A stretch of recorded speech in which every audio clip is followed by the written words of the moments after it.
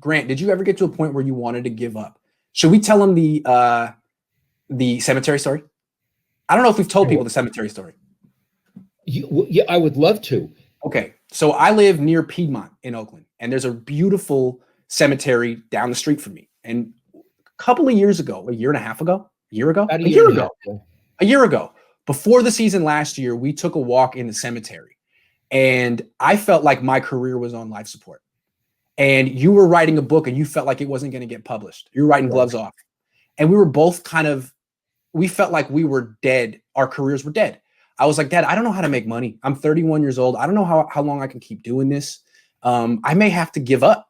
And you were thinking the same thing, like, who's going to buy this book? It's a vanity project. I don't think we can get it done. And we felt like we had one foot in the grave that day. And ever since we took that walk, it's either we've had good luck or we've been determined or things have changed. So yes, I did feel like I wanted to give up about 12 months ago. Yes, I'd like to add to that a little bit. Where Grant was having a problem was he was writing for the Santa Rosa Press Democrat, which is a paper that I love. They were really having money problems, and they never hired him as a full-timer. I thought they would and should, but I don't think they had the resources. So even though he was covering the Niners for them, I think better than anyone was covering the Niners, he was still a freelancer, and they were really squeezing him on money. And we took this walk in the cemetery, and I felt, Grant, you really have to look around, because I think eventually they won't be able to pay you, and you'll be dead. You're in the cemetery, you'll be dead. You're running out of time. You're running out of time. And I felt, boy, I'm having trouble. I'm a very well-known sports writer in Northern California, but not nationally. And I was having trouble getting national presses to be interested in my book. And I understood. So we took this very forlorn walk in the cemetery. And essentially, it was a metaphor. We were dead in the water, and we were in the cemetery. Well, not long after that, Sports Illustrated came around to Iggy. He hadn't even thought about them. They had been scoping him out, and they offered him this job. And Grant is flourishing, and he's making good money, and he has prestige, Sports Illustrated. And at about the same time, Cameron Press in Petaluma, which is a beautiful press, and just got bought out by a big deal New York firm called Abrams.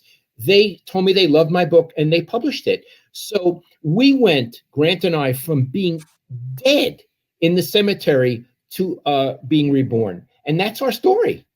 Yeah. And the last question is, throughout your career, do you feel you are viewed more as Grant Cohn or Lowell Cohn's son? I felt like Lowell Cohn's son forever, but I do feel like now I'm Grant Cohn.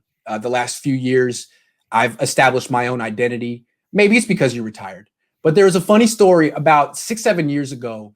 You went to a diner off the coast in Guerneville.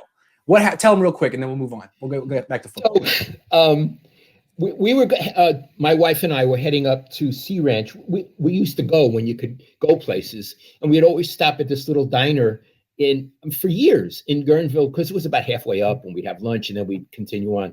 And the guy behind the counter, he was so cute. His name's Brian. Yeah. And he looked at us, and he goes, "Are you Grant Cohn's parents?" And we laughed, and I said, "Yeah." And he goes, "It had to happen sometime." This was probably like 2014, a long time ago. Yeah. So now I don't feel like Lowell Cohn. I feel like Grant Cohn's dad. Also, last week I was eating dinner at your house, or a couple of weeks ago. I come back to the apartment, and there's a few people outside my apartment complex having a little party outside, because you can't do it inside anymore. And there's one couple that's new, that just moved in, and the guy's looking at me. And I'm looking at him. He's like, "What are you looking at?" And he goes, You're Grant Cohn." I said, "Oh, get the heck out of here." He said, "I follow you on Twitter." So I do feel like I'm my own guy now. Not that I'm bragging, because it was good to be your son too. I'm still Lowell's son. I'll take that. I like that you're my son, but it's true. Now I'm your dad. I'm not Lowell Cohn.